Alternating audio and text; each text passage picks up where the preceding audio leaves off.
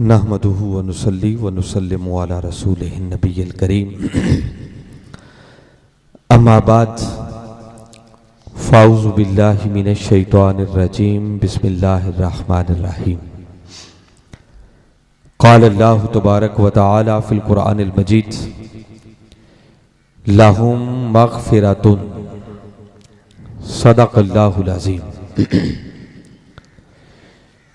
काबिल सद एहतराम सदर मजलिस पीर तरीक़त जनाब साहबजादा मसरूरुल हसन साहिब दामत बरकातुकुम उलालिया और काबिल सद एहतराम बरादर मुकर्रम मोहतरम मोहम्मद अदनान साहिब नाज़िम तहरीक मिनहाजुल कुरान ज़िला बखर, दीगर काबिल सद एहतराम उलमाए कराम, मुअज़्ज़ज़ मेहमानान गिरामी, कायदीन तहरीक मिनहाजुल कुरान और काबिल सद एहतराम हाज़रीन मुकर्रम,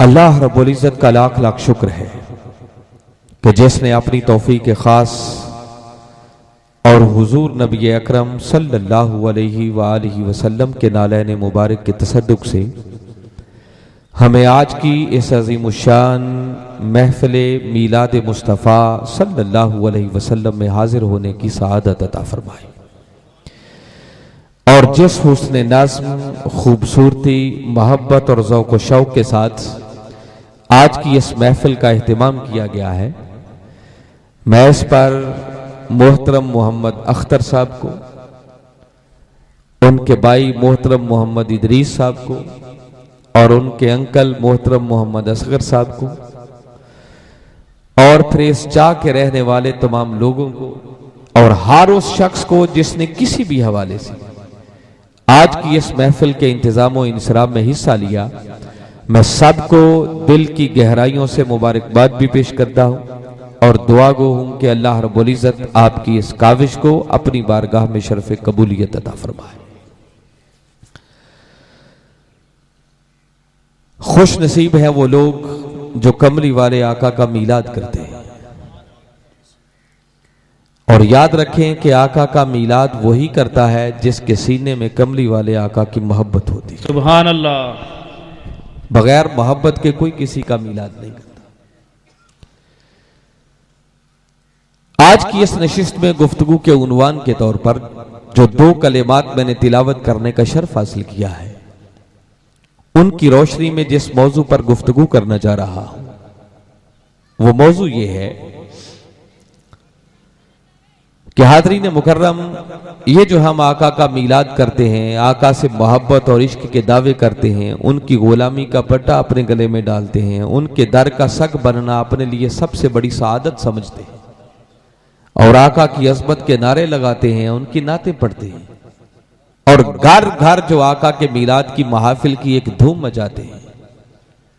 तो कोई पूछे कि भाई इसकी जरूरत क्या है, ये सब कुछ हम क्यों करते हैं? इसकी हजार हाथ तौजीहात हो सकती हैं, मगर आज एक खास उन्वान को मद्देनजर रखते हुए मैं इसकी एक तौजीह करना चाह रहा हूं।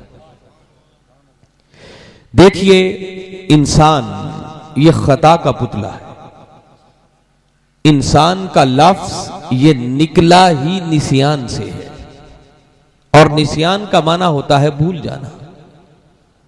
इंसान उसे कहते हैं जिसे कभी ना कभी भूल हो जाए और सच्ची बात तो यह है कि जब हम अपनी जिंदगियों पर नजर डालते हैं तो सरापा लथपथ गुनाहों से नजर आती है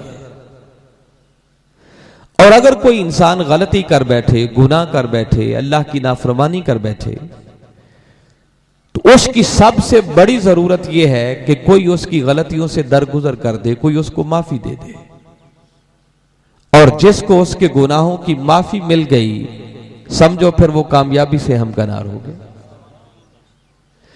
आज की इस नशिस्त में आपको बताना यह चाहता हूं कि माफी किसे मिलती है और अल्लाह की बारगाह से माफी कैसे मिलती है। यह है बुनियाद और मरकज़ व महवर मेरी गुफ्तगू का। क्योंकि देखे ना कि हम सारे माफी के खासगार हैं कि अल्लाह हमारे गुनाहों को माफ कर दे, हमें बख्शिश मिल जाए, मगफिरत मिल जाए, माफी मिल जाए। तो आइए आज आपको कुरान और हदीस की रोशनी में बताता हूं कि माफी किसे मिलती है और अल्लाह की बारगाह से माफी कैसे मिलती है, ताकि उस तरीके का पता चले और उस पर अमल करते हुए फिर हम अपने गुनाहों की माफी के तलबगार बन सके। जो दो कलिमात मैंने तिलावत करने का शर्फ हासिल किया है, ये सूरह हुजुरात है, कुरान पाक का 49वां सूरा है और उसकी तीसरी आयत करीमा के दो कलिमात हैं जो मैंने तिलावत की है। लाहुम मगफिरतुन, जिसका माना है कि बारी ताला फरमा रहे हैं कि उनके लिए मगफिरत, बख्शिश और माफी है। इन दो कलिमात का माना यह बनता है। अब सवाल पैदा होता है कि किन के लिए बख्शिश है। जो मैंने बताया ना कि आज आपको बताता हूं कि माफी किसे मिलती है और फिर कैसे मिलती है, ये दो बातें बतानी है। तो जब बारी ताला ने इतनी बात फरमाई कि उनके लिए मगफिरत है, बख्शिश है, माफी है, तो सवाल पैदा हुआ भाई किन के लिए। अब इस पूरी आयत को पढ़ें तो इस बात का जवाब मिलता है। अब मैं शुरू से भी पढ़ रहा हूं, पूरी आयत पर गुफ्तगू नहीं हो सकती है एक नशिस्त के अंदर। इसमें बहुत सारे मौजूआत हैं जिन पर घंटों गुफ्तगू करते रहे तो शायद वो गुफ्तगू मुकम्मल ना हो सके, मगर इन कलेमात तक लाने के लिए मैं पीछे से तर्जुमा कर रहा हूं। बारी ताला ने इस मकाम पर इरशाद फरमाया, इन्नल्लज़ीना यगुद्दूना अस्वातहुम इंदा रसूलिल्लाह उलाइकल्लज़ीना इम्तहनल्लाहु कुलूबहुम लित्तक़वा लहुम मग़फ़िरतुन व अजरुन अज़ीम। ये है पूरी आयत। मैं एक एक लफ्ज का माना बताता हूं। बारी ताला ने इरशाद फरमाया इन्नल्लज़ीना, इसका माना है कि बेशक वो लोग। सवाल पैदा हुआ कि कौन। आगे फरमाया यगुद्दूना अस्वातहुम, जो अपनी आवाजों को पस्त कर लेते हैं, अपनी आवाजों को नीचे कर लेते हैं, आहिस्ता कर लेते हैं। कब? इंदा रसूलिल्लाह, जब वो अल्लाह के रसूल की बारगाह अक़दस में हाजिर हो। फरमाया बेशक वो लोग कि जब वो अल्लाह के रसूल सल्लल्लाहु अलैहि वसल्लम की बारगाह अक़दस में हाजिर हो तो जो अदबन अपनी आवाजों को आहिस्ता कर ले, नीचे कर ले, पस्त कर ले। मौला उनके लिए क्या है, आगे हसर के अंदाज में ऐलान फरमाया उलाइकल्लज़ीना, फरमाया यही वो लोग हैं इम्तहनल्लाहु कुलूबहुम लित्तक़वा, जिनके दिलों को खुदा तकवा का नूर देने के लिए चुन लेता है। फरमाया वो लोग कि जब मेरे महबूब मुकर्रम सल्लल्लाहु अलैहि वसल्लम की बारगाह अक़दस में आए तो जो सिर्फ अदबन अपनी आवाजों को आहिस्ता कर ले कि बारगाह रिसालत आ गई है, आप ऊंची नहीं बोलना। फरमाया यही वो खुश नसीब हैं जिनके दिलों को मैं खुदा चुनकर तकवा का नूर अता कर देता। पहली बात। और साथ आगे फरमाया लहुम मग़फ़िरतुन, फिर उनके लिए मग़फ़िरत है, उनके लिए बख्शिश है, उनके लिए माफी है। अब अगर मैं यहां रुक कर आपसे एक बात पूछूं कि ये जो बारी ताला फरमा रहे हैं कि उनके लिए मग़फ़िरत है, तो किन के लिए मग़फ़िरत की बात हो रही है? को बात समझ आई है? क्या समझ आई? किन के लिए मग़फ़िरत है? जो बारगाह रिसालत में आए तो जो अदबन अपनी आवाजों को आहिस्ता कर ले, नीचे कर ले, वही मज़मून चल रहा है ना सारा। तो बारी ताला आगे फरमा रहे हैं कि उनके लिए मग़फ़िरत है, बख्शिश है, माफी है। किन के लिए? जो मेरे महबूब की बारगाह का अदब करने वाले हो। मैंने जो पहली बात की थी ना, माफी किसे मिलती है, तो आयत बता रही है कि माफी मिलती उसे है जो बारगाह मुस्तफा का अदब करने वाला। मगर एक बात गौर से सुन लें, अहले इल्म लोग भी बैठे हैं, उलमाए कराम जलवा अफरोज हैं। अगर लहुम मग़फ़िरतुन का सादा सा माना यह कर दिया जाए ना कि उनके लिए मग़फ़िरत है, उनके लिए बख्शिश है, तो यह माना दुरुस्त नहीं है, ये अधूरा माना। ये जो दो कलिमात हैं लहुम, इसका पहले आना और मग़फ़िरत के लफ्ज का बाद में आना, इन दोनों की तरतीब के अंदर भी एक हस्र है। मैं आपके लिए सादा बात करता हूं ताकि हर बंदे को समझ में आए बात, और इसको कहते भी हसरे हकीकी है। आपके लिए सादा मिसाल ये दे रहा हूं कि देखिए, कभी हम जब सूरा फातिहा पढ़ते हैं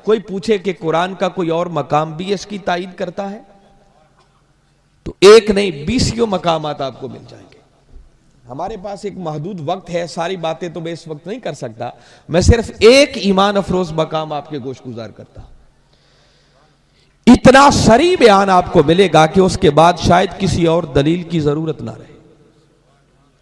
सूरह निसा कुरान पाक की चौथी सूरत है और उसकी आयत नंबर 64 को पढ़े।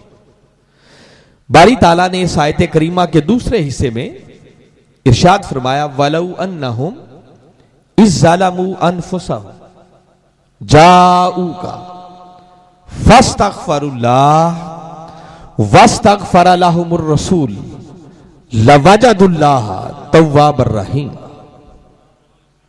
फिर उसी तरह इन लफ्जों पर गौर करें, मैं आपको इसका एग्जैक्ट माना बताना चाह रहा।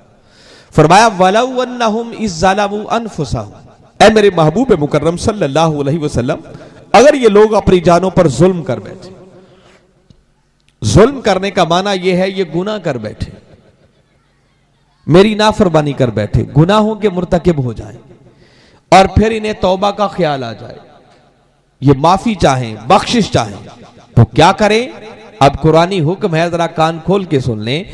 आगे फरमाया जाऊ का, प्यारे अगर ये अपनी जानों पर जुल्म करके, गुनाह करके, मेरी नाफरमानी करके मुझे नाराज कर बैठे, फिर इन्हें तौबा का ख्याल आ जाए, माफी मांगना चाहें, तो फरमाया कहीं दाएं बाएं जाने की जरूरत नहीं है, जाऊ का प्यारे बस सीधा तेरे कदमों में हाजिर हो जाए, तेरी बारगाह में आ जाए, दहलीज मुस्तफा पे आ जाए। बंदा हैरान हो कि अल्लाह की बारगाह में अर्ज करता है कि मौला बड़ी अजीब बात है, नाफरमानी तो तेरी हुई और जब अल्लाह की नाफरमानी हुई तो नाराज कौन हुआ?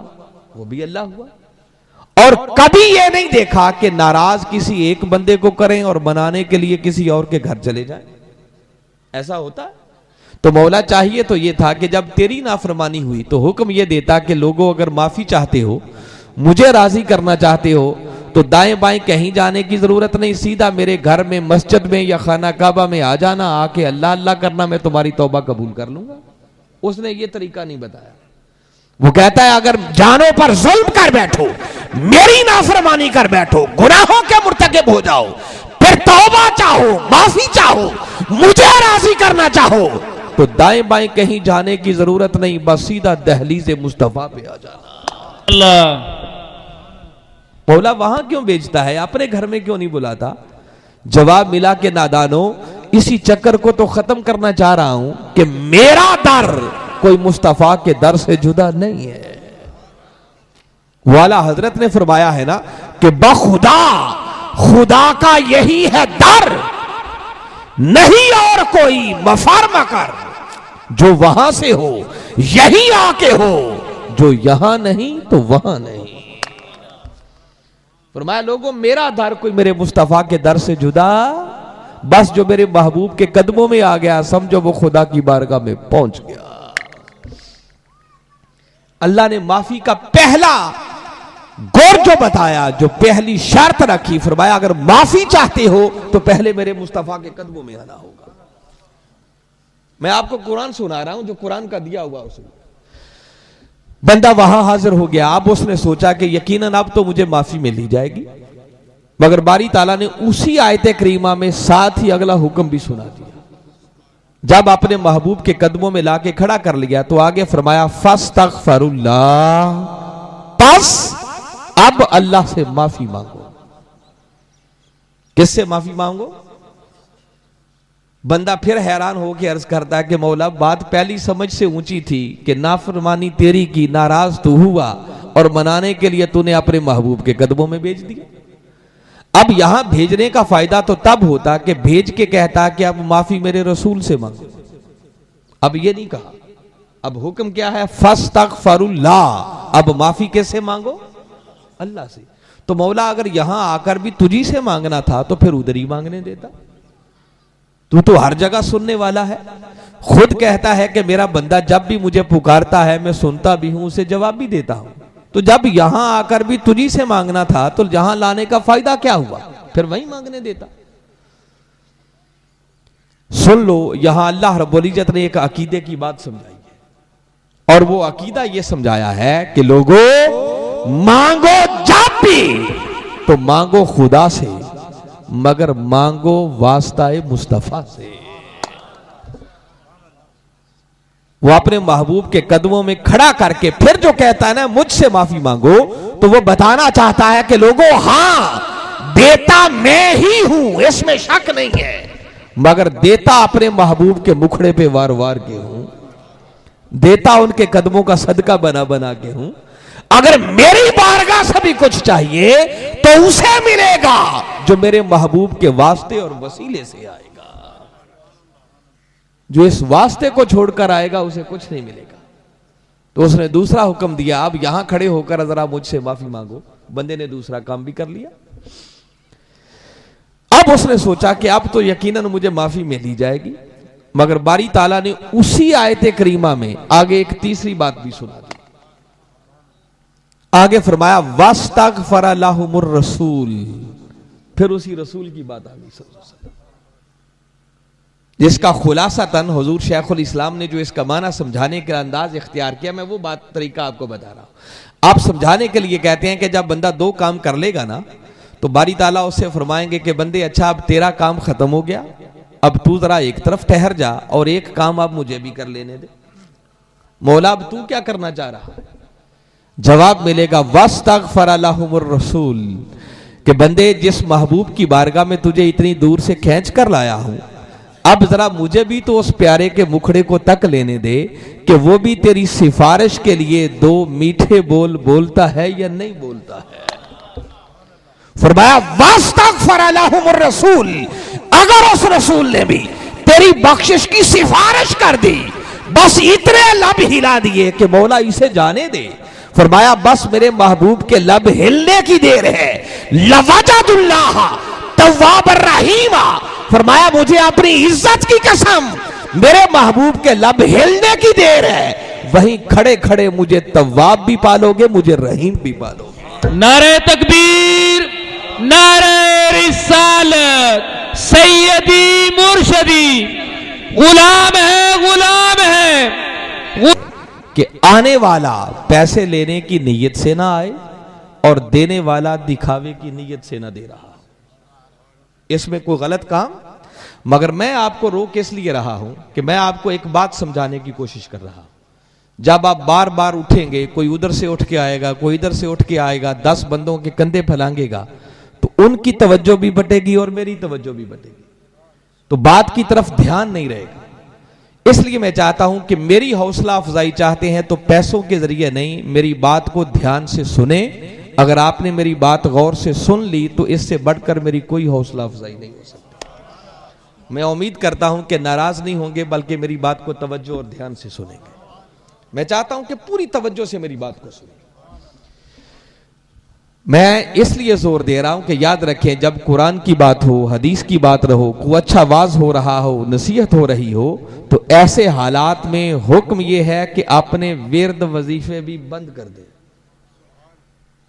मैं कई बार देखता हूं बाज़ औक़ात लोग वहां भी तस्बीहात लेके पढ़ रहे होते हैं। नहीं, उस वक्त तस्बीह करने से भी ज्यादा अफजल है कि उस बात को गौर से सुने। ये कोई लग़्व बातें तो नहीं ना, अल्लाह के कुरान की बात हो रही है, हदीस की बात हो रही है, तो इसको सुनना ये उससे भी ज्यादा जरूरी है। तो इसलिए मैं चाह रहा हूं कि इस चक्कर से निकले, बस तवज्जो से मुझे सुने जो मैं बात कर रहा हूं, और अगर मेरी बात समझ में आ गई तो यहां आने का मकसद पूरा हो गया। तो बारी ताला ने हुक्म दिया कि बंदे अब जिस महबूब की बारगाह में तुझे इतनी दूर से खींच कर लाया हूं, जरा उस प्यारे को भी तो तक लेने दे, वो भी तेरी सिफारिश के लिए दो मीठे बोल बोलता है या नहीं बोलता। और फरमाया अगर मेरे रसूल ने भी तेरी शफात कर दी, लब हिला दिए, मौला इसे जाने दे, तो कसम खा के ऐलान किया लवजदुल्लाह तव्वाबर रहीमा। फरमाया मुझे अपनी इज्जत की कसम, वहीं खड़े खड़े मुझे तव्वाब भी पालोगे, मुझे रहीम भी पालोगे। तुम्हारी तौबा भी कबूल कर लूंगा और रहमतों से भी झोलियां भर भर के तुम्हें वापस भेजूंगा। बंदा हैरान होकर फिर अर्ज करता है, मौला बड़ी अजीब बात है, मांगने तो सिर्फ तौबा आए थे और उसके लिए भी इतनी पाबंदियां लगा रहा था। कभी कहता है मेरे महबूब के कदमों में जाओ, फिर कहता है वहां खड़े होकर मुझसे मांगो, फिर महबूब के मुखड़े को तकता है, वो भी शिफात करता है या नहीं करता। इतनी पाबंदियां, और अब इतने करम पे आ गया कि मांगने सिर्फ तौबा आए थे, अब साथ रहीम भी हुआ जा रहा है। मौला अब सिर्फ तवाब ही बनता ना, रहीम बनने की क्या जरूरत थी। तो जवाब मिला कि नादा इंसान, जब तक तू खुद मांगता था तो तेरे मांगने पर तो तुझे तेरे गुनाहों की माफी भी नहीं मिल रही थी।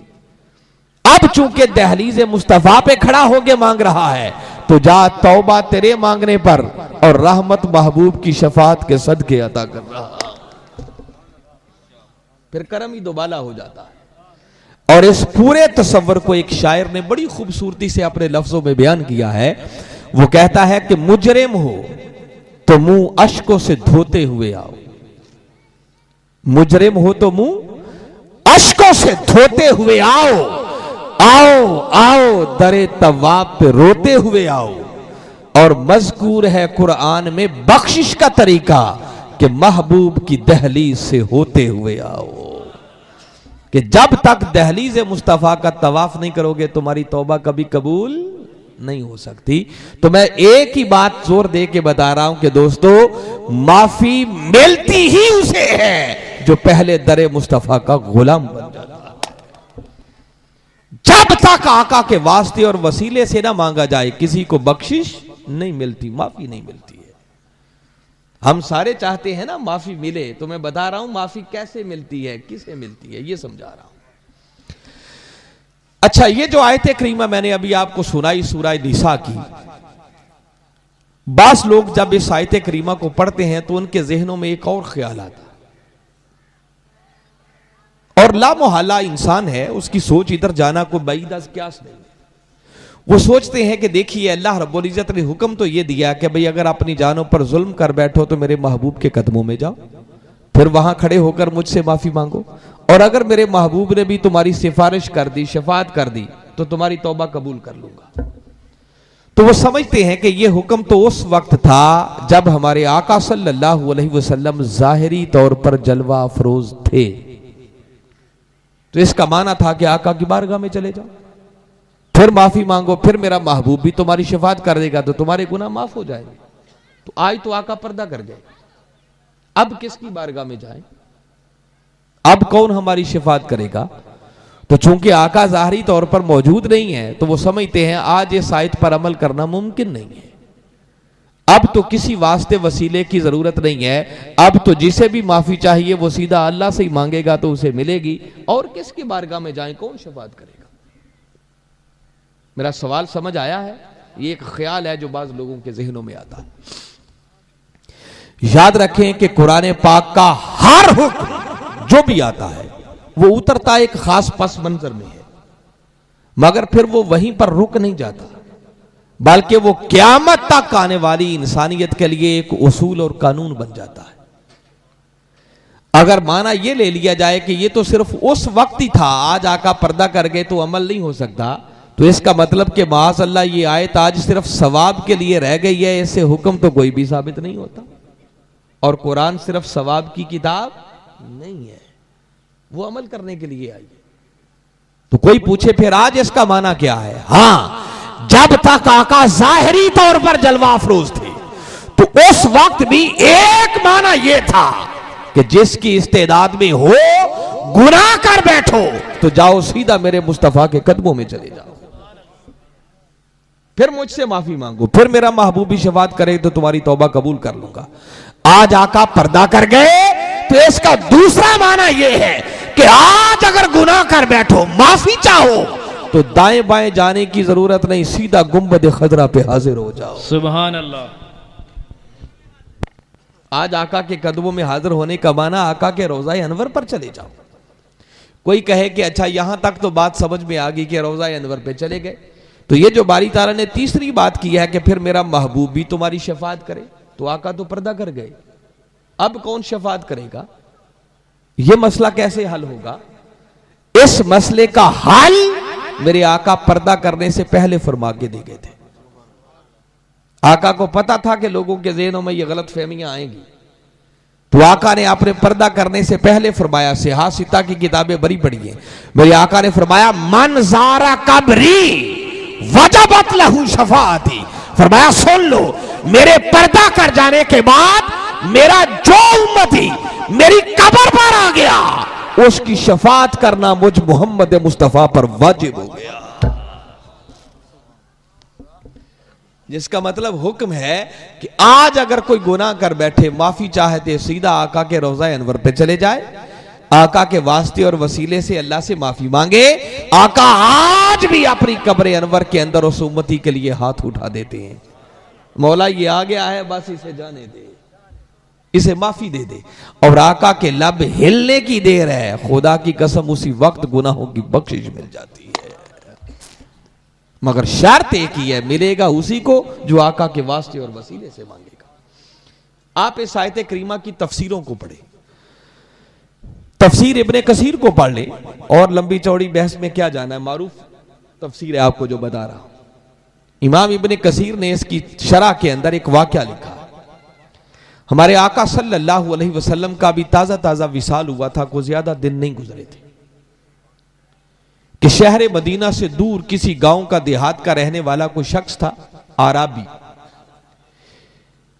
उसने कलमा पढ़ा, दायरा इस्लाम में दाखिल हुआ, कुरान की ये आयत उसकी नजरों से गुजरी, तो वो ये उम्मीद लेकर अपनी उस इलाके से चला कि शहर मदीना में जाऊंगा, आका की बारगाह अक़दस में हाजिर होऊंगा, अल्लाह से अपने गुनाहों की माफी मांगूंगा, आका मेरी शफात कर देंगे, अल्लाह मेरे पिछले गुनाहों को बख्श देगा।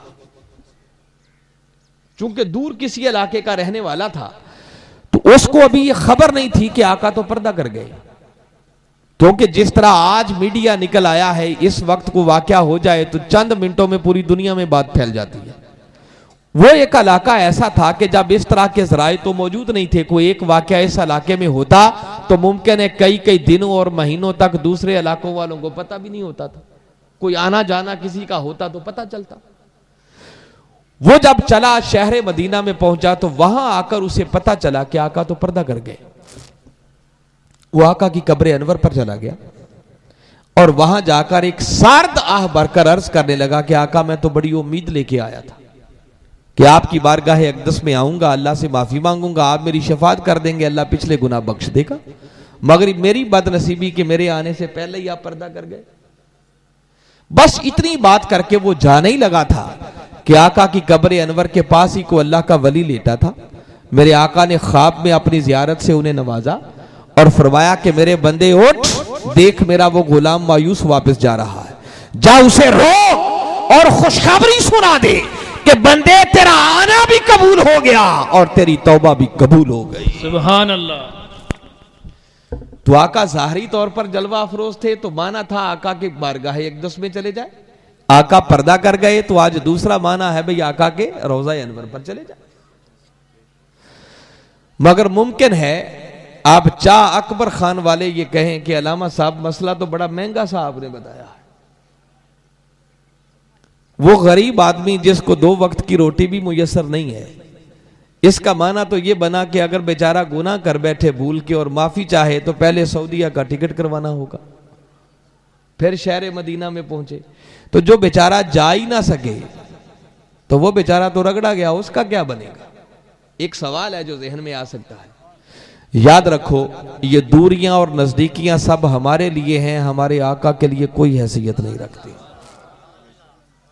हमारे आका की शान तो जो कुरान ने बयान की है, फरमाया अन नबिय्यु औला बिल मुमिनीना मिन अनफुसिहिम।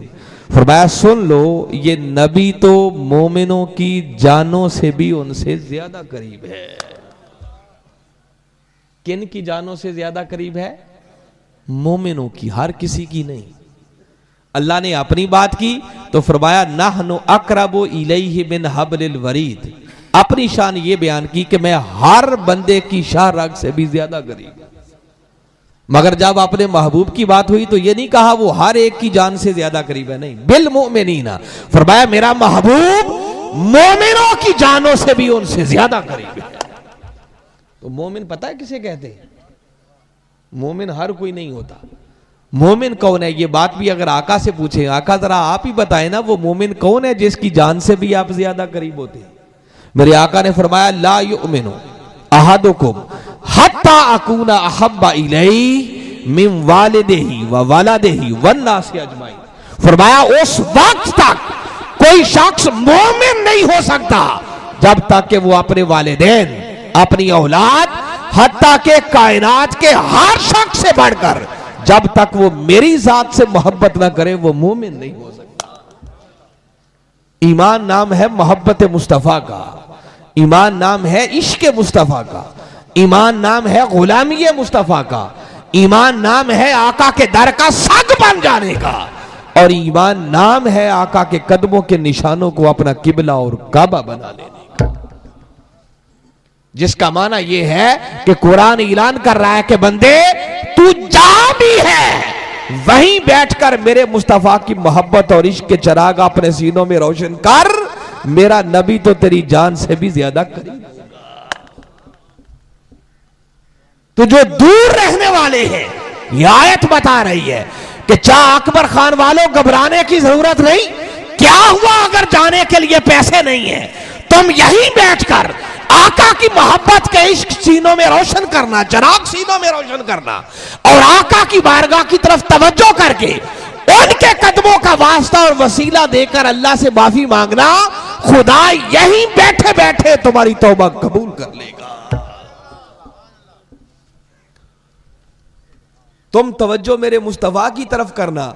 आका आज भी गुंबद खजरा में उस उम्मती के लिए बख्शिश के लिए हाथ उठा देते हैं। शर्त एक ही है कि माफी उसी को मिलेगी जो मुस्तफा का सच्चा और सुच्चा गुलाम होगा। दूरी नजदीकी कोई हैसियत नहीं रखती।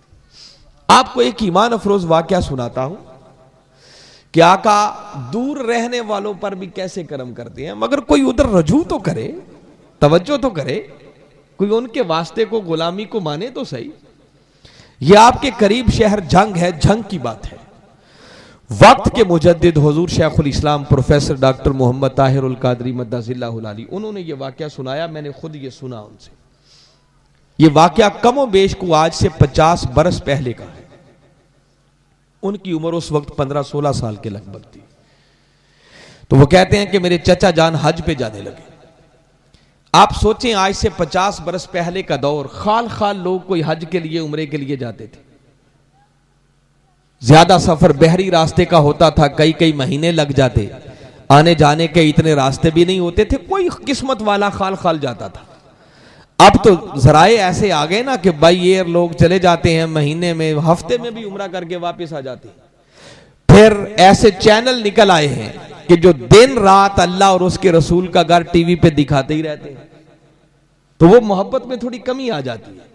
मगर ये वो दौर था जब खाल खाल लोग जाते, पहले लोग मोहब्बत से उनको अलविदा करते, फिर जब वो हाजी साहब आते उनका इस्तकबाल होता, और कई कई दिनों तक लोग उनके पास बैठकर शहर मदीना की बातें सुनते रहते थे। उस दौर की बात है। हुजूर शेखुल इस्लाम फरमाते हैं कि मेरे चचा जान जब हज पे जाने लगे, लोगों को पता चला कि ये हज पे जा रहे हैं, तो लोग मिलने के लिए आ रहे थे। कोई आके कहता अभी वहां जाएं तो मेरे लिए ये दुआ करना, मेरे लिए ये दुआ करना, आका की बारगाह अक़दस में जाएं तो मेरा सलाम अर्ज कर देना। ऐसे में कहते हैं कि जंग शहर से दूर किसी गांव का रहने वाला एक सादा सा देहाती सा शख्स आया, और उसकी सादगी का आलम यह था कि उस बेचारे को इतना पता भी नहीं था कि हमारे आका इस वक्त ज़ाहरी तौर पर मौजूद हैं या पर्दा कर गए। उसका गुमान यह था कि हमारे आका शहर मदीना में रहते हैं, वहीं उनका घर बार है, वहीं उनके बीवी बच्चे हैं, ये बंदा हज पे जा रहा है तो आका से मुलाकात होगी। उसके पास एक खत था, वो खत दे के कहने लगा भी एक छोटा सा काम मेरा भी कर दें, जब आका की बारगाह अक़दस में हाजिरी दें तो ये खत आका की बारगाह तक पहुंचा देना। और जब जाने लगा तो पलट के फिर कहता है कि देखिए कहीं ऐसा ना हो कि आप आका के घर जाएं, दरवाजे पे दस्तक दें, अंदर से पता चले कि आका तो घर पे मौजूद नहीं है, तो आप खत किसी बच्चे को दे दें, तो बच्चे बच्चे होते हैं वो गुम कर देंगे। मेरी ताकीद है कि खत सीधा आका के हाथों में जाकर देना है। हुजूर शेखुल इस्लाम फरमाते हैं कि उसने जब इतनी बात की ना तो मेरे चचा सुन के परेशान हो गए कि ये बंदा क्या कह रहा है। कहते मैंने गुजारिश की आप इसका खत ले लें, अगला तरीका आपको मैं बता दूंगा। कहते जब वो जाने लगा मैंने उससे पूछा भी अगर आपकी इजाजत हो तो आपका खत खोल के पढ़ लूं। उसने कहा जी आपसे क्या पर्दा, पढ़ना है तो पढ़ भी ले। अब खत उसने जो लिखा, अगली समझ में आने वाली बात है कि अगर उसे खुद खत लिखना आता होता तो उसको अगली समझ भी होती कि आका ज़ाहरी तौर पर जलवा अफरोज हैं या पर्दा कर गए हैं। किसी से लिखवाया होगा, कोई लिखने वाला भी आशिक मिला होगा, वो जो जो कहता गया वो वही वही कुछ लिखता गया। आप सोचे ना, एक दौर था जब लोग खत लिखते थे, अब तो खत लिखने का रवाज ही खत्म हो गया ना। कईयों को नहीं लिखना आता तो किसी दूसरे के पास खत लिखवाने के लिए जाते थे। को पढ़ा लिखा होता उसे कहते भी ये खत लिख दे, मैंने बेटे को लिखना है, फलां को लिखना। तो खत में सबसे ऊपर जिसको खत लिखना होता उसे लिखा जाता था, प्यारे अब्बा जान, प्यारे भाई जान, ऐसे लिखते थे। फिर नीचे सलाम लिखा जाता, फिर आगे मजमून शुरू होता, सूरत अहवाल ये है कि हम सब खैरियत से हैं, उम्मीद है कि आप भी खैरियत से होंगे। फिर आगे बातें शुरू हो जाती। उसने भी ऐसे ही ऊपर आका को मुखातब किया, नीचे सलाम लिखा, फिर लिखा कि आका आपका गरीब सा एक उम्मती हूं, झंग के इलाके का रहने वाला हूं, इतने पैसे नहीं है कि आपकी बारगाह में आ सकूं। अल्लाह ने एक बेटा दिया है, वो बड़ा नाफरमान है, पढ़ने नहीं जाता। आप हमारे नबी हैं, मेरे बेटे के लिए दुआ कर दें, अल्लाह मेरे बेटे की तकदीर बदल दे। नीचे सलाम लिखा, आपका उम्मती और गुलाम, नाम लिखा और खत बंद कर। ये उसका खत था।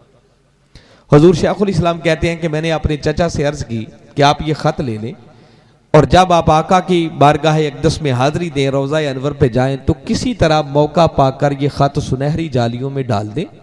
बस आगे फिर खत जाने और खत वाला जाने, हमारी ड्यूटी सिर्फ इतनी है। हुजूर शेखुल इस्लाम फरमाते हैं कि चचा जान ने ऐसे ही किया और जब सारा हज का सफर मुकम्मल करके, हाजिरी दे के, ज़ियारत करके पलट के वापस आए और झंग के लोगों को पता चला कि हाजी साहब आ गए हैं, तो लोग हज की मुबारकबाद देने के लिए आना शुरू हुए। जब उस खत वाले को पता चला तो वो भागता हुआ आया, उसने हज की मुबारक भी बाद में दी। आते ही कहने लगा, आपका बहुत बहुत शुक्रिया, आपने मेरा काम कर दिया। उधर खत आका के हाथों में पहुंचा, इधर मेरे बेटे की तकदीर बदल गई। वो आका तो यूं करम करते हैं, मैं ये बताना चाह रहा हूं, उस बारगाह में कमी नहीं है। कोई यहां बैठकर भी सच्चे दिल से उनको पुकारे, खुदा की कसम वो वहां रहकर भी हर उम्मती को सुनते हैं, उन पर करम फरमाते हैं। आका आज भी अपनी कब्र अनवर के अंदर अपने जिस्म असली के साथ इस शान के साथ जिंदा और हयात हैं कि आका वहां रहकर भी पूरी कायनात का मुशाहदा करते हैं और वहां रहते हुए भी जब चाहें, जहां चाहें, जिस पर चाहें, जितना चाहें, आका आज भी करम फरमा रहे हैं।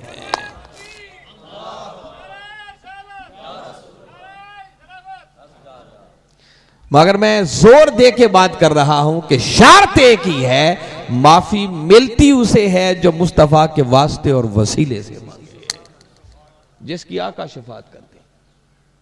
मैं बस ये एक बात आज समझाना चाह रहा हूं। अगर किसी के जहन में यह ख्याल आए, मैं इस पर और दलाइल देने की बजाय अब इसका एक दूसरा रुख आपके सामने रखता हूं। किसी के जहन में ख्याल आ सकता है कि बख्शना तो अल्लाह ने है। अब थोड़ी सी समझने वाली गौर तलब बात है जो मैं सुनाने लगा। अगर आपकी तवज्जो आप दाएं बाएं जाएंगी तो बात मुमकिन है सर से गुजर जाए। अहम बात है यह मसला जो बता रहा हूं कि अगर कोई आका की शफात का मुनकिर हो जाए, आका के वास्ते और वसीले को ना माने, वो कहे सीधा ही अल्लाह से मांगता हूं, क्या जरूरत है किसी वास्ते वसीले की, तो फिर अल्लाह उसे बख्शेगा या नहीं बख्शेगा, ये बात बताना। कुरान पाक की एक सूरत है सूरह मुनाफिकून, 63वीं सूरत है कुरान पाक की। अजीब फलसफा है, अल्लाह रब्बुल इज्जत ने कुरान पाक में 3 सूरतें ऐसी रखी हैं कि एक सूरत का नाम उसने रखा सूरह मोमिनून, एक सूरत का नाम रखा सूरह काफिरून और एक सूरत का उसने नाम रखा सूरह मुनाफिकून। इंसानों के 3 ही तबके हैं, चौथा कोई नहीं, या मोमिन है या काफिर है या मुनाफिक है। अल्लाह ने हर तबके के नाम एक एक सूरत कर दी। मोमिन वो होता है जो ऊपर से भी मानता है और दिल से भी मानता है। काफिर वो होता है जो ना अंदर से मानता है ना बाहर से मानता है। और मुनाफिक वो होता है जो ऊपर ऊपर से मानता है मगर दिल से, उसी को मुनाफिक कहते हैं ना। और मुनाफिक मेरे आका की ज़ाहरी हयात मुबारका के अंदर उसी दौर में पैदा हो गए थे। जो कलमा भी पढ़ते थे, पीछे नमाजें भी पढ़ते थे, मगर आका की बारगाह की बेअदबी भी करते थे, गुस्ताखी भी करते थे, बाहर बैठ के साजिशें भी करते थे। अब इस सूरत का नाम, जिसकी आयतें दो सुना रहा हूं, इस सूरत का नाम है सूरह मुनाफिकून। यह सूरत का नाम बता रहा है कि जिनकी बात आ रही है वो मुनाफिक लोग होंगे। कौन होंगे? अब सुने, गौर तलब मजमून है। आयत नंबर 5 और 6 में पढ़ रहा हूं। 5वीं आयत का मजमून यूं शुरू हुआ, बारी ताला ने फरमाया वाइजा कीला लहुम तालो, फरमाया जब इन मुनाफिकों से कहा जाता है कि भाई आओ, अगर तुम भी बख्शिश चाहते हो, माफी चाहते हो, तो मेरे रसूल की बारगाह में आ जाओ, ताकि मेरा रसूल तुम्हारी शिफात कर दे, तुम्हारे लिए इस्तिगफार कर दे। कोई कहे कि ये जो मैं अगली बातें कर रहा हूं ये कहां लिखी हैं? इसी आयत में आगे कलिमात हैं। फरमाया जब इनसे कहा जाता है आओ, किधर? यस्तगफिर लकुम रसूलुल्लाह, ताकि अल्लाह का रसूल तुम्हारी बख्शिश की सिफारिश कर दे। क्योंकि तरीका तो एक ही है, माफी उसको मिलेगी जो आका के कदमों में आएगा, जिसकी आका शफाअत करेगी। फरमाया जब ये बात इन मुनाफिकों से की जाती है कि तुम भी माफी चाहते हो तो मेरे रसूल के कदमों में आ जाओ, तो क्या होता है? आगे फरमाया लव्वाउ रऊसहुम, तो प्यारे ये अपना सर फेर देते हैं, कहते हैं उस बारगाह में नहीं जाएंगे। मैं कुरान की आयत सुना रहा। वराइतहुम यसुद्दूना वहुम मुस्तकबिरून, और प्यारे आप उन्हें देखते हैं कि वो गुरूर करते हैं, तकब्बुर करते हैं, कहते हैं माज़ अल्लाह, क्या हम भी उसी की बारगाह में जाएं जो हमारी तरह का इंसान है, जो दिन में खुद 100 मर्तबा माफी मांगता है, इस्तिगफार करता है, हम बख्शिश के लिए उसके पास क्यों जाएं? फरमाया प्यारे वो यूं गुरूर और तकब्बुर करते हुए तेरी बारगाह में आने से इनकारी हो जाते हैं, कहते हैं नहीं जाएंगे, मर जाएंगे मगर उस बारगाह में नहीं जाएंगे। मैं खुलासा माना बता रहा हूं, सुन रहे हैं मेरी बात? तो आका की बारगाह में जाने से इनकार कर, फरमाया नहीं सीधा अल्लाह से ही मांगेंगे, हम उधर नहीं जाएंगे। मौला फिर क्या फैसला है, उनको बख्शेगा या नहीं बख्शेगा? फैसला तो ये करना है ना। अब अगली 6ठी आयत पढ़ ले। साथ ही आगे फरमाया सवाउन अलैहिम, नारे तकबीर, नारे रिसालत, सैयदी मुर्शदी हजरत अल्लामा मौलाना उस्तादुल कुरान उस्ताद अब्दुल अजीज साहिब। रजा आप जगह दे दो, आप इधर नीचे बैठ जाओ। अच्छा अच्छा अच्छा अच्छा, क्या नाम है? अच्छा, माशाल्लाह उस्तादुल उलमा, माशाल्लाह तशरीफ लाए, हम वेलकम कहते हैं। माशाल्लाह, थैंक यू जी। माशाल्लाह माशाल्लाह। तो सुन रहे हैं बात? मैंने बताया कि बारी ताला ने सूरह मुनाफिकून की इन दोनों आयतों में उकदा हल कर दिया। फरमाया जब इन मुनाफिकों से कहा जाता है कि आओ तुम भी मेरे रसूल की बारगाह में आ जाओ, ताकि मेरा रसूल तुम्हारी बख्शिश की सिफारिश कर दे, तो फरमाया ये अपना सर फेर देते हैं और गुरूर करते, तकब्बुर करते हुए कहते हैं नहीं इस बारगाह में नहीं जाएंगे, सीधा अल्लाह से ही मांगेंगे। मौला फिर फरमाया सवाउन अलैहिम, ऐसे लोगों के लिए बराबर है, अस्तगफरत लहुम, प्यारे तू उनकी बख्शिश की सिफारिश करे, अम लम तस्तगफिर लहुम, या उनकी बख्शिश की सिफारिश ना करे, लन यगफिर अल्लाहु लहुम, अल्लाह उन्हें हरगिज नहीं बख्शेगा। खाली यूं भी नहीं कहा अल्लाह उन्हें नहीं बख्शेगा, नहीं, लन यगफिर अल्लाहु लहुम, ताकीद है। फरमाया अल्लाह उन्हें हरगिज हरगिज नहीं बख्शेगा, उनकी बख्शिश की सूरत ही कोई नहीं है। यहां तो इतनी बात की है ना, कुरान पाक की एक सूरत है सूरह तौबा, हम तौबा की कबूलियत की बात कर रहे हैं। बारी ताला ने वहां जब इन मुनाफिकों की बात की तो इससे भी अगले स्टेप में जाकर जोरदार बात की। वहां फरमाया इस्तगफिर लहुम, प्यारे तू इनकी बख्शिश की सिफारिश कर, औ ला तस्तगफिर लहुम, या इनकी बख्शिश की सिफारिश ना कर। और साथ फरमाया इन तस्तगफिर लहुम सबीना मर्रतन, और अगर तू 70 मर्तबा भी इनकी बख्शिश की सिफारिश करे तो एक ताकीद और बढ़ाई, फरमाया फलन यगफिर अल्लाहु लहुम, तो बस अल्लाह इन्हें हरगिज हरगिज हरगिज नहीं बख्शेगा, इनकी बख्शिश की सूरत ही कोई नहीं। तवज्जो है आपकी मेरी तरफ? कोई बात पल्ले पड़ रही है? ये जो दो मकामात मैंने आपको सुनाए हैं ना, एक सूरह मुनाफिकून का और एक सूरह तौबा का, ये जो दो मकामात हैं, बाज लोग इसका एक माना और भी करते हैं, मैं वो भी आपको बता देता ताकि ऐसा ना हो मजमे से उठें तो वो आपको और पटड़ी पे चढ़ा दें। मैं चाहता हूं वो मसला भी यही हल कर दो। वो एक माना यहां से ये करते हैं, वो कहते हैं देखिए तुम लोग ये समझते हो कि बख्शिश और माफी उसे मिलेगी जिसकी हमारे आका शफात कर दे। तो कुरान के ये दोनों मकामात बता रहे हैं, खुदा कह रहा है कि प्यारे तू इनकी शफात कर या ना कर, यही बात सुनी है ना। और यहां तक भी फरमा दिया कि अगर तू 70 मरतबा भी इनकी सिफारिश करे तो तेरे कहने पर भी नहीं छोड़ूंगा। वो कहते कहां गया तुम्हारा बख्शिश का तसव्वुर, कहां गया शफात का तसव्वुर? अल्लाह तो इस तसव्वुर को रद्द कर रहा है कि प्यारे तेरे कहने पर भी नहीं छोड़ूंगा। को बात समझ आ रही है? मैं चाहता हूं कि बात आपके सीनों में उतरे। ये एक जहन में ख्याल आता है और वो ये माना करते हैं, वो कहते हैं कहां गया तुम्हारा बख्शिश और वसीले का तसव्वुर? अल्लाह तो इसको निगेट कर रहा है, रद्द कर रहा है, नफी कर रहा है कि प्यारे तू बख्शिश की सिफारिश कर या ना कर, हत्ता कि अगर 70 मरतबा भी सिफारिश करे तो तेरे कहने पर भी नहीं छोड़ूंगा। कहते कहां गया तुम्हारा बख्शिश और वसीले का तसव्वुर? तो बास अल्लाह वो आका की शान में नक्स का पहलू निकालते। याद रखें, यहां तनकीस रिसालत नहीं बल्कि आका की अजमत के ढंके बज रहे हैं। यह बात आपके जिलों में उतारना चाह रहा हूं। बात क्या है? बारी ताला इन दोनों मकामात पर समझाना यह चाह रहे हैं कि प्यारे अगर इन्होंने कोई और गुनाह किया होता, कोई मेरी नाफरमानी की होती, कोई नमाज में कमी कुताही हो गई होती, कोई रोजा रखने में ऊंच नीच हो जाती, कोई और गुनाह कर बैठते, प्यारे तू एक मर्तबा लब हिलाता मैं इन्हें करोड़ मर्तबा छोड़ देता। मगर प्यारे यहां बात मेरी नहीं है बल्कि बात तेरी है। इन बदबख्तों से कहा यह था कि तुम भी माफी चाहते हो तो मेरे रसूल की बारगाह में आओ। तो प्यारे इन्होंने इनकार मेरा नहीं किया बल्कि इनकार तेरा किया है।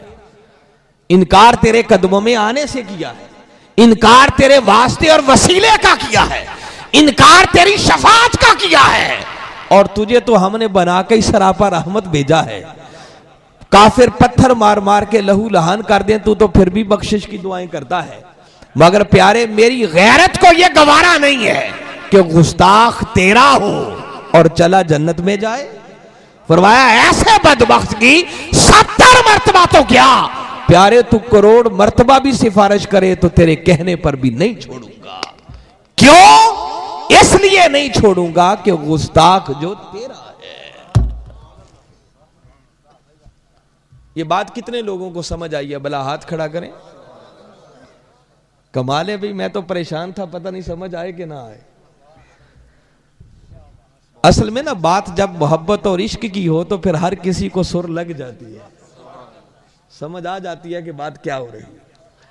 तो इसलिए मैं बता रहा हूं कि दोस्तों यहां भी उसकी माफी का इनकार है जो बारगाह मुस्तफा का गुस्ताख होगा, जो आका के वास्ते और वसीले का मुनकिर होगा, जो आका की शफात का मुनकिर होगा। फरमाया उसको सबसे बड़ा बख्शिश का जरिया मेरे मुस्तफा की शफात होगी, वो भी फायदा नहीं देगी। क्यों? क्योंकि वो बारगाह मुस्तफा का गुस्ताख जो है उसकी बख्शिश की कोई सूरत नहीं है। बस माफी मिलती है तो मुस्तफा के कदमों के सदके से मिलती है। मैं इस पर एक ईमान अफरोज बात और बताता हूं, वरना तो यह मज़मून तवील है, जितनी भी इस पर बात करें दलाइल की कमी नहीं है। यह बात मैंने आपको बताई है दुनिया की, कि इस दुनिया में अगर किसी को गुनाहों की माफी चाहिए, बख्शिश चाहिए, तो माफी मिलती भी उसी को है जो मुस्तफा के दर का गुलाम हो, और माफी मिलती भी तब है जब आका के वास्ते और वसीले से मांगा जाए। ठीक हो गई बात? अब इसके बाद अगला मरहला एक जो आने वाला है वो कब्र का मरहला है। इस जिंदगी के बाद जब आंखें बंद होगी तो इंसान कब्र में जाएगा, और तीसरा मरहला फिर हशर का मरहला है। मैं कब्र की बात पहले आपको बता दूं, और यह भी पल्ले बांध लें कि कब्र के अंदर भी दोस्तों अगर निजात होगी तो वो भी मुस्तफा के सच्चे और सुच्चे गुलाम की होगी। आका की गुलामी के बगैर वहां भी कामयाबी किसी को नहीं मिलेगी। इस पर जो ईमान अफरोज बात आपको बताना चाह रहा हूं, आपने सुन रखी होगी, तसव्वुर से वाकिफ होंगे, मगर इस मसले के साथ जोड़ के सुने। ये तो आप जानते हैं, सियासता की किताबें भरी पड़ी हैं कि जब बंदा कब्र में जाता है तो वहां फरिश्ते उससे कुछ सवाल पूछते हैं। सुनी ये बात? कितने सवाल पूछे जाएंगे? जरा जोर से बोलो। 3 पूछे जाएंगे ना। पूछा जाएगा बता तेरा रब कौन, तेरा दीन क्या है। फिर आका सामने जलवा अफरोज होंगे और फरिश्ते पूछेंगे बोल इस महबूब के बारे में क्या कहा करता था। तो कितने सवाल होंगे? ये मारूफ बात है जो आपने सुनी। मैं 3 सवालों वाली बात पे आता हूं, मगर एक आपको और बात बताता। कुरान पाक के बाद जो सबसे ऊंचे दर्जे की किताब है वो है बुखारी शरीफ। ये बात भी आपने सुनी होगी। सबसे ऊंचे दर्जे की किताब का नाम क्या है? और अहले इल्म लोग बैठे हैं, मैं जिम्मेदारी से कह रहा हूं कि पूरी बुखारी शरीफ को पढ़ ले। इमाम बुखारी रहमतुल्लाहि ताला अलैहि ने बुखारी शरीफ के अंदर कोई एक हदीस भी ऐसी रिवायत नहीं की जिसमें 3 सवालों का जिक्र हो। एक हदीस भी नहीं है। इमाम बुखारी रहमतुल्लाहि ताला अलैहि बुखारी शरीफ में इस उन्वान पर जितनी हदीसें लाए हैं उसमें 3 सवालों का जिक्र नहीं है, उसमें एक ही सवाल का जिक्र है। कि आका ने फरमाया बंदे जब कब्र में जाएगा तो सवाल होगा, और वो सवाल बस मेरी पहचान वाला और मारफत मुस्तफा वाला होगा। इमाम बुखारी चुन चुन के बस वो एक सवाल वाली हदीसें लाए, और 3 सवालों वाली कोई एक हदीस भी बुखारी शरीफ में। और इस बात का मतलब ये नहीं है कि माज़ अल्लाह 3 सवालों वाली हदीसें को गलत हो गई, इसका यह माना नहीं है। हदीसें वो भी दुरुस्त हैं, वो भी सियासता की बाकी किताबों में है, मनगढ़ंत नहीं है, वो भी दुरुस्त है। मगर इमाम बुखारी जो लाए वो भी अपनी तरफ से नहीं, वो भी आका की हदीस है। तो आप कहेंगे ये चक्कर क्या है? इधर एक सवाल की बात है, उधर 3 सवालों की बात है। दोनों बातों में इख्तिलाफ भी कोई नहीं है, तजाद भी कोई नहीं। बस बात आप यूं समझे, किसी मौका पर बात हुई आका कब्र में क्या होगा, वक्त ज्यादा था, आराम से बैठे हुए थे, आका ने बड़ी तफसील से बात खोल के बताई भी जब कब्र में जाओगे तो 3 सवाल पूछे जाएंगे। पहले पूछा जाएगा मन रब्बो का, फिर पूछा जाएगा माँ दीनों का, फिर मेरी निस्बत पूछा जाएगा माँ कुन्ता तकूल फी हक के हाजर रजुल, बंदे बता इस हस्ती के बारे में क्या कहा करता था। आका ने खोल के बात कर दी। किसी और जगह बैठे थे, फिर इस मौजू पे बात हुई, वहां वक्त थोड़ा था, बात लंबी नहीं हो सकती थी। आका ने 100 बातों की एक ही बात निचोड़ बता दिया, लोगों जिस सवाल पर कब्र में निजात होगी वो एक ही सवाल होगा, और वो पहचाने मुस्तफा वाला होगा। वहां एक ही निचोड़ दे दी बात पल्ले पड़ रही है। अब कई मौके पर बात हुई, कहीं 3 की बात हुई, कहीं 1 की बात हुई, हदीस वो भी बन गई, हदीस ये भी बन गई। इमाम बुखारी अपनी बुखारी शरीफ की किताब के अंदर जितनी हदीसें लाए वो एक सवाल वाली जमा करके लाए, उन्होंने 3 वाली को नहीं लिया। इसका मतलब ये नहीं कि वो गलत हैं, वो भी दुरुस्त, उनके नजदीक भी दुरुस्त है, मगर वो जो चुन चुन कर एक सवाल वाली हदीसें लाए, उनका एक सवाल वाली हदीस का लाना इमाम बुखारी का अकीदा बता रहा है कि इमाम बुखारी का अकीदा यह है कि लोगों कब्र के अंदर जिस सवाल पर निजात होगी वो सवाल हकीकत में पहचाने मुस्तफा वाला होगा। उन्होंने इस अंदाज से अपना अकीदा भी लोगों को बता दिया। अब इस हदीस में जिक्र ही एक सवाल का है, वहां तो दूसरी बात की गुंजाइश ही कोई नहीं, कि जब एक ही सवाल आका की मारिफत और पहचान वाला होगा तो इसका मतलब कि कब्र के अंदर भी निजात उसी की होगी जो मुस्तफा का गुलाम निकलेगा। मैं आपको 3 सवालों वाली बात जो हदीस है उस पर बात करूं ताकि वो भी बात समझाऊं कि वो क्या है। अहले इल्म बैठे हैं, आप किताबें खोल के जरा इन मकामात को खोल के पढ़िएगा, हदीस को पढ़ें। वो जब सवाल होंगे, एक बंदे से सवाल होगा, पूछा जाएगा मन रब्बुक, बता तेरा रब कौन। हदीस मुबारक बताती है कि वो बंदा सही जवाब देगा, वो कहेगा कि मेरा रब अल्लाह है, अल्लाह को रब मान लेगा। अब उसने अल्लाह को रब मान लिया। अगर खाली अल्लाह को रब मानना ही मकसूद होता तो जिसने अल्लाह को रब मान लिया था उससे कोई और सवाल करने की कोई जरूरत। चाहिए था अल्लाह को रब मान लिया है, अब ऐलान हो जाता भी इसने मुझे मान लिया है, बस इसकी कामयाबी का ऐलान कर दो और जन्नत के दरवाजे खोल दो। वो पहले सवाल का जवाब दुरुस्त देगा, मगर अभी उसकी कामयाबी का ऐलान हुक्म होगा नहीं, फरिश्तों अभी इससे अगला सवाल भी पूछो। इसका मतलब कि पहला सवाल अभी फैसला कुन सवाल, दूसरा पूछा जाएगा मा दीनुक, बता तेरा दीन क्या है। वो फिर सही जवाब देगा इस्लाम मेरा दीन है। दो सवालों के जवाब दुरुस्त, मगर अभी उसकी कामयाबी का ऐलान नहीं हुआ, खामोशी है, हुक्म होगा नहीं अभी इससे तीसरा सवाल भी पूछो। हुजूर शेखुल इस्लाम फरमाते हैं कि मुमकिन है फरिश्ते हैरान होकर पूछें कि मौला जिस मुल्क से आया है वहां तो जो 100 में से 33 नंबर ले जाता था पास हो जाता था। 33% वालों पास होता है या नहीं? और 33% का माना यह है कि अगर 3 सवाल हों तो कितने सही वाला पास, जिसने एक भी सही कर दिया वो पास। यह है 33% की बात, ऐसा ही है। तो मौला वहां तो एक वाला पास होता था, ये 2 जवाब सही दिए बैठा है। फरमाया वो कानून इनके मुल्कों में रह गए, अभी इससे तीसरा सवाल भी पूछो। मौला क्यों, तुझे भी रब मानता है, इस्लाम का भी नाम लेता है, और गुंजाइश क्या रह गई? फरमाया नहीं अभी इससे अगली बात पूछो, इसलिए कि बड़े होंगे जो मेरे रब रब होने की भी बड़ी रट लगाएंगे, इस्लाम के भी बड़ी नारे लगाएंगे, बड़ा नाम लेंगे इस्लाम का भी, मगर खाली मुझे रब मान लेना और इस्लाम का नाम ले लेना ही काफी नहीं है। इससे अगला सवाल पूछो ताकि पता चले कि मेरे मुस्तफा के दर का गुलाम भी है या नहीं है। तो दोस्तों कब्र के अंदर भी जिस सवाल पर निजात होगी वो सवाल गुलामी मुस्तफा वाला होगा, वो पहचान मुस्तफा वाला होगा।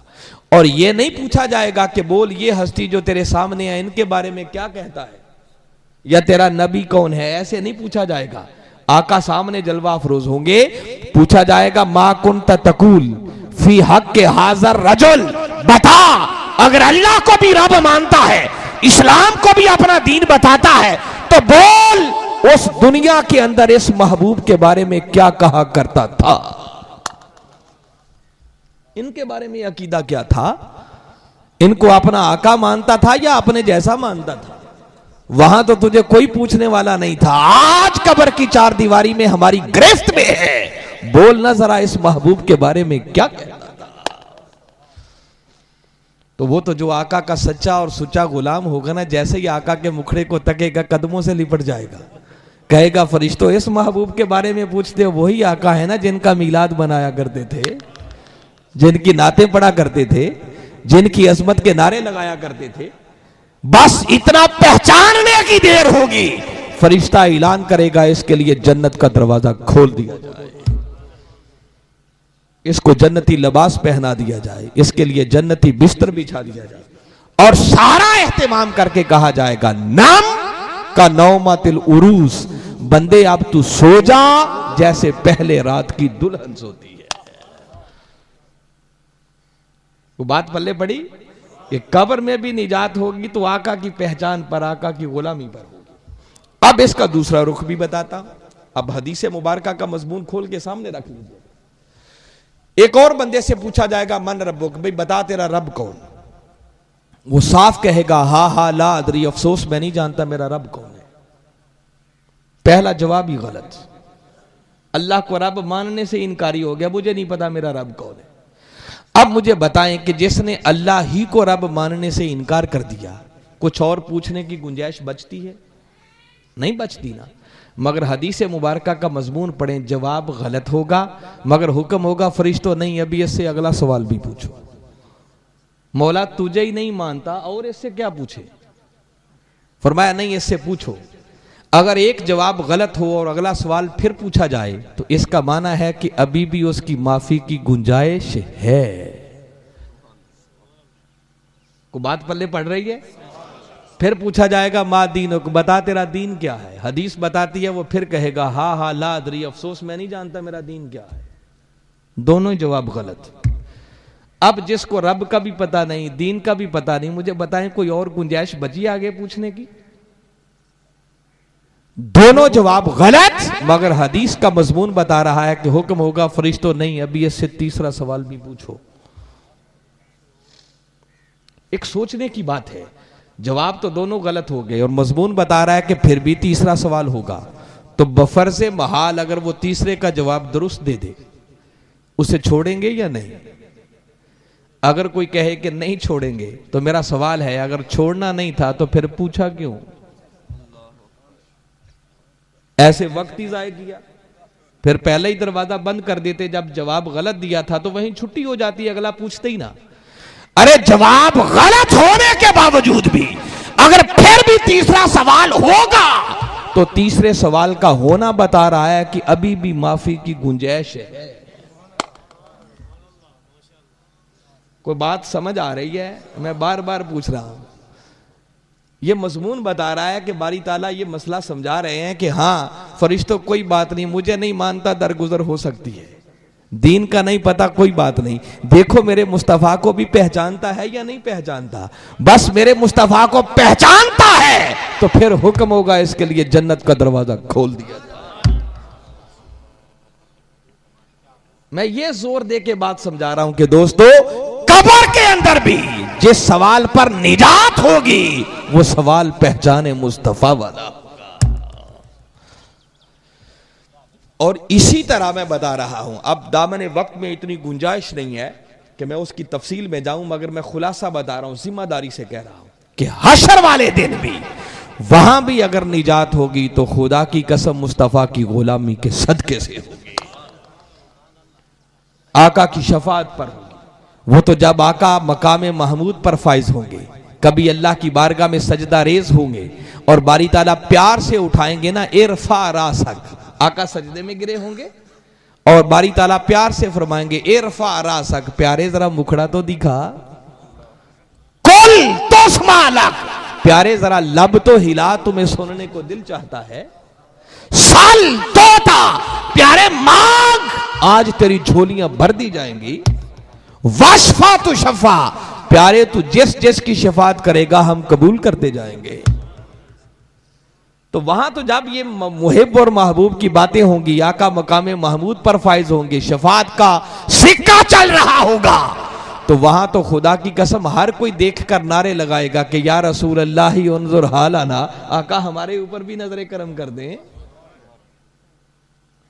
मगर दोस्तों मैं फिर बता रहा हूं, बात पल्ले बांध लो। एक तो ये बता रहा हूं कि दुनिया में भी माफी मिलेगी तो आका के कदमों के सदके से मिलेगी, कब्र में निजात होगी तो आका की गुलामी के सदके से होगी, और हशर वाले दिन भी निजात होगी तो वो भी आका के कदमों के सदके से हो रही होगी, आका की शफाअत पर हो रही होगी। तो जब दुनिया में भी, कब्र में भी, हशर में भी हर जगह कामयाबी आका के कदमों के सदके ही से मिलनी है, तो क्यों ना आज ही उस महबूब की गुलामी का पट्टा गले में डालें। मैंने बात यहां से शुरू की थी कि ये मीलाद क्यों करते हैं। बाबा ये मीलाद उस गुलामी मुस्तफा का इजहार भी है और उस आका की गुलामी की निस्बत को पक्का करने का जरिया भी है।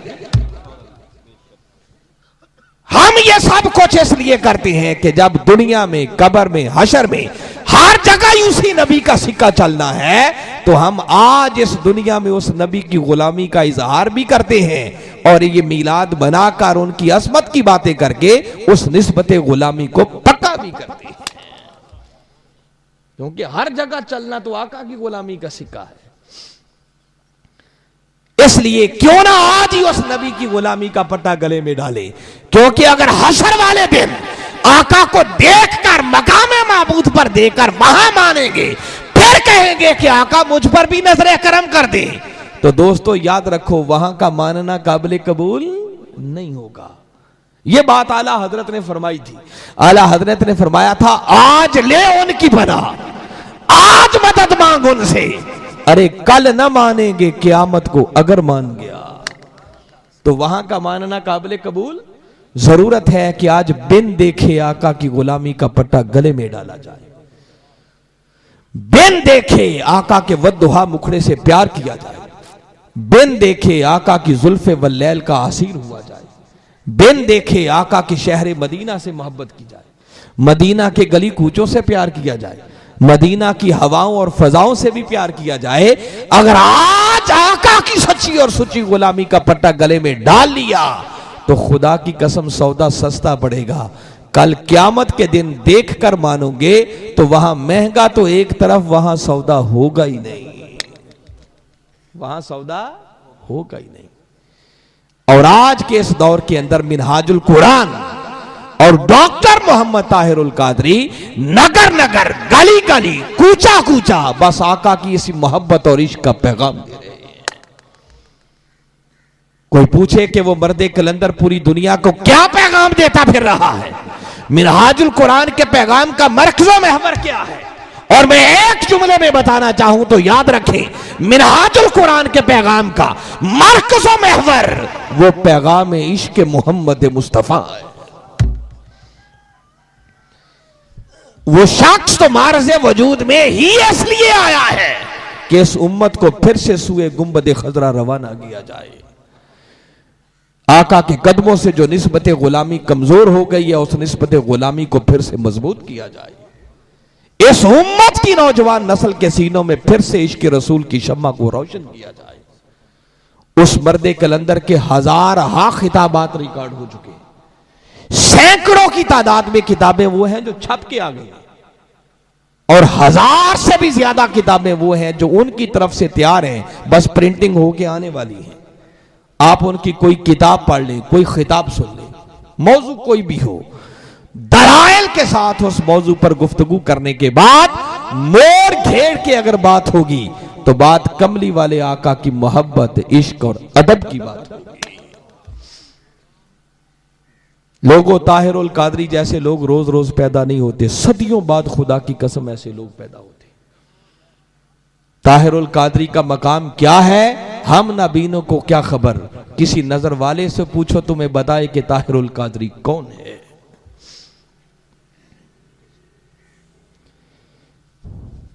आपने जिंदा पीर रहमतुल्लाहि ताला अलैहि का नाम सुना होगा, गमकोल शरीफ सुना है नाम जी? पर्दा कर गए हैं चंद साल पहले। क्या अल्लाह के सच्चे वली थे और बड़े जलाली से पठान सी तबीयत कह चुके ना, तो जलाल में आकर फरमाने लगे काफर का बच्चा। वो इस अंदाज में बात करते थे, फरमाने लगे डॉक्टर ताहिरुल कादरी के बारे में बात करता है, तुम्हें क्या खबर उसका मकाम क्या है। फरमाने लगे मैं सुबह आका की बारगाह में हाजिरी के लिए जाता हूं, जब जाता हूं तो ताहिरुल कादरी मुझसे पहले बैठा होता है, फिर शाम को जाता हूं, फिर देखता हूं ताहिरुल कादरी मुझसे पहले मौजूद होता है, मैं आ जाता हूं ये फिर भी होता है।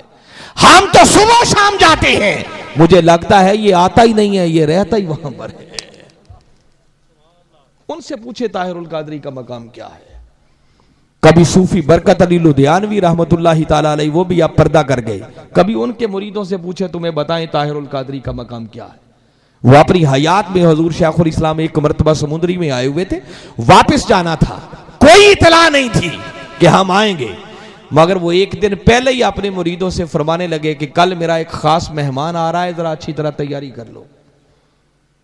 वो जज्ब की कैफियत में रहते थे। ये जियाउल हक और नवाज शरीफ जैसे लोग भी जाते, वो किसी को घास नहीं डालते थे, मुलाकात भी नहीं करते थे, ये कैफियत थी उनकी।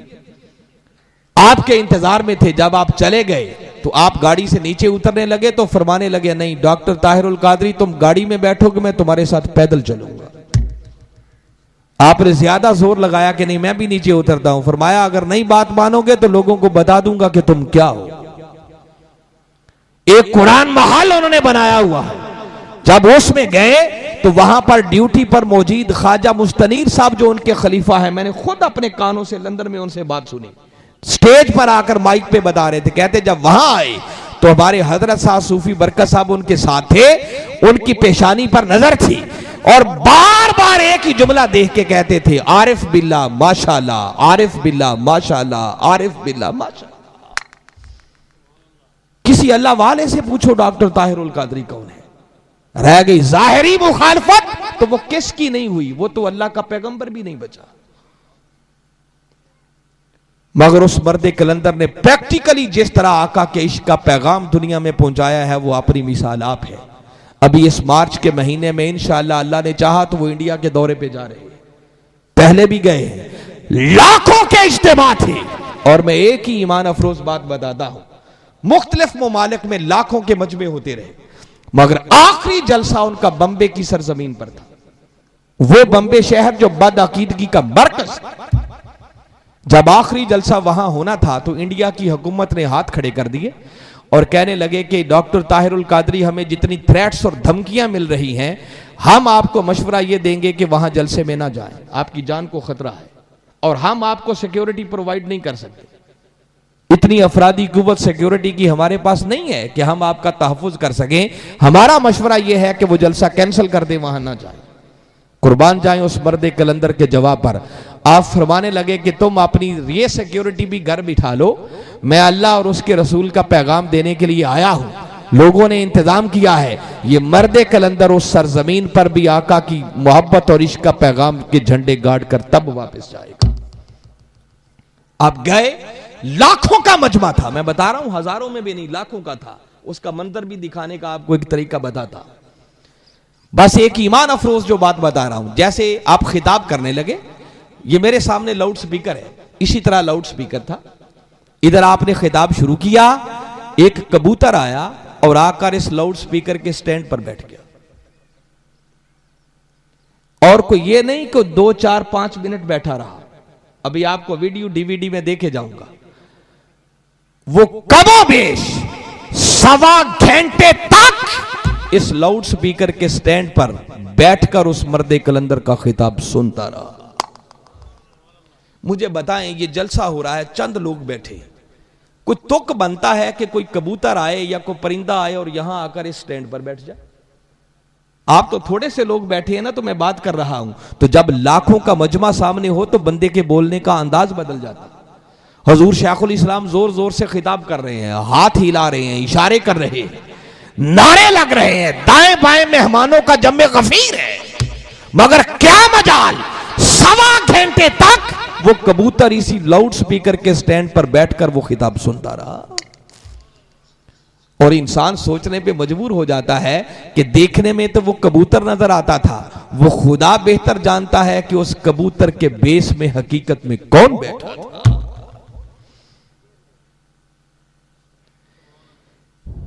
कोई कहेगा पता नहीं मैंने ऐसे ही बात कर दी। मैं ज्यादा तो नहीं, उस मर्दे कलंदर का पैगाम पहुंचाने के लिए वो डीवीडीज मौजूद हैं भाई, हमारे साथियों ने कुछ एहतमाम किया है। किधर हैं आपके बंदे, बाकी किधर हैं? आप एक बंदा तो कुछ भी नहीं कर सकेगा, किधर है? उनको दें, जल्दी जल्दी करें, पकड़ाएं उनको, 1 सेकंड लगाएं।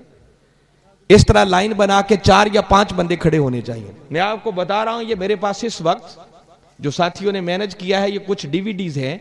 ये पिछला जो उनका इंडिया का दौरा है उस मर्दे कलंदर का, जिसमें बम्बे का खिताब, जिसमें अजमेर शरीफ का खिताब, फिर बेंगलोर का खिताब, हैदराबाद, दक्कन का। ठहरो भाई, अभी बात सुनो ना, वापस ले, अभी रुके, मेरी बात तवज्जो से सुने। ये ऐसे बांटने का फायदा नहीं है। जब चीज मुफ्त में मिल जाए ना, तो ये तो सारे ही कहेंगे हमें भी दे दे, घर जाके सुनेगा भी कोई नहीं, को फेंक देगा। पहले मेरी बात तवज्जो से सुने, फिर उसके बाद जो मैं बात करूं फिर उस पर अमल करना है। ज्यादा वक्त ना आपके पास है ना मेरे पास है। ये मैं बता रहा हूं कि उनका पिछला पूरा इंडिया का विजिट, कमो बेश इसमें 14 खिताबात हैं उस मर्दे कलंदर के। 28 से 30, 35 घंटे की गुफ्तगू इस दो डीवीडीज का ये सेट है। एक नहीं है, इस एक लिफाफे के अंदर 2 डीवीडीज हैं। ये आपको देंगे, मुफ्त में नहीं देंगे। मैं बता रहा हूं कि मुफ्त की चीज की कोई कदर मुमकिन है यहां बैठा हर शख्स ही कहे फिर हमें भी दे दे, हमें भी दे दे, हमें भी दे दें, और जाकर फेंक देंगे, वो सुनेगा नहीं। 100 रुपया इसका हदिया है, जिसको जरूरत है बाद में नहीं, अपनी जगह पर 100 रुपया निकाल के हाथ में रखे। ये लोग यहां से चलेंगे, एक बार पीछे तक गुजर जाएंगे, आप वहीं हाथ खड़ा करेंगे, ये उसी वक्त आपको 1 मिनट में पहुंचा देंगे। मैक्सिमम 1 से 2 मिनट हमारे पास वक्त है, ये अभी गुजरेंगे। ये मैंने जितनी बातें सुनाई है ना, अपनी आंखों से जरा वो मनाजर देखना, उस डॉक्टर ताहिरुल कादरी का मकाम क्या है। मुझे आपने क्या सुनना, उस वक्त के मुजद्दिद को सुने, आपको समझ आए कि अल्लाह और उसके रसूल के दीन का पैगाम क्या है। आप एक बार गुजर जाएं, ऐसे एक इधर, एक इधर, एक इधर, एक इधर, जी हाँ, बस 4-5 जगहों पर ऐसे आपने गुजर जाना है। माशाल्लाह, ये हमारे भाई बता रहे हैं कि इनके मोबाइल फोन के अंदर ये सब कुछ उनके पास मौजूद भी है। मैं समझ गया हूं, बस लोगों को बता दिया, लोगों को समझ आ रही है, आप तो उनके इलाके के हैं ना। तो मैं बता रहा हूं, अपनी कानों से सुने और आंखों से देखें, आपको समझ आएगी कि उस मर्द कलंदर का मकाम क्या, और उनका खिताब सुने जो वक्त का मुजद्दिद है, जिनको दुनिया शेखुल इस्लाम के नाम से याद करती है। इंशाअल्लाह आप सुनेंगे तो आपके ईमान पर बहार आ जाएगी। ये देखें, इनके मोबाइल के अंदर वो पूरा खिताब मौजूद है जिसमें खिताब कर रहे हैं और कबूतर आके लाउड स्पीकर पे बैठा हुआ। सुभान अल्लाह, माशाअल्लाह, माशाअल्लाह, बहुत शुक्रिया। बस जल्दी जल्दी अपनी जगह अपने हाथ खड़ा करना है, ये लोग खुद आपके पास आते आज जा रहे हैं। बस कर रहा हूं। वक्त चूंकि ऑलरेडी बहुत हो चुका है। अल्हम्दुलिल्लाह आपका ये ईमान अफरोज जलसा देखकर और आपकी मोहब्बत और ज़ौक़ के जिस यकसुई के साथ आपने सुना, ये मुझे देर तक याद रहेगा। अल्लाह आपको खुश रखे। दोबारा जिंदगी ने वफा की तो इंशाल्लाह फिर मुलाकात होगी और मौज़ूआत पर बात करेंगे। मैं बारे दिगर इस जलसा के जुमला मुंतज़मीन को, मोहतरम इदरीस साहब को, उनके भाई अख्तर साहब को, उनके अंकल असगर साहब को, उनकी पूरी टीम को, जिसने भी आज के जलसे के इंतजाम और इंसराम में हिस्सा लिया, मैं दिल की गहराइयों से सबको मुबारकबाद भी पेश करता हूं। दुआ गो हूं कि अल्लाह आपकी इस काविश को कबूल फरमाए और जो कुछ मैंने कहा समझकर ईमान लाने की और आका की सच्ची और सुच्ची गुलामी का पट्टा अपने गले में डालकर आका की सीरत तैयबा को अपना ओढ़ना और बिछौना बनाने की तौफीक अता फरमाए और अपनी दुनिया और आखिरत को संवारने की तौफीक अता फरमाए। वमा अलैना इल्लल बलाग। मैं अभी इजाजत लूंगा, मुंतज़मीन आपको बताएंगे आगे शेड्यूल क्या है, उसके मुताबिक आप जारी रखेंगे। अल्लाह आपको खुश रखे। चूंकि मुझे आगे भी पहुंचना है, मैं थोड़ा लेट हूं। बहुत शुक्रिया सबको मेरी तरफ से इज्तिमाई अस्सलामु अलैकुम व रहमतुल्लाहि व बरकातहू।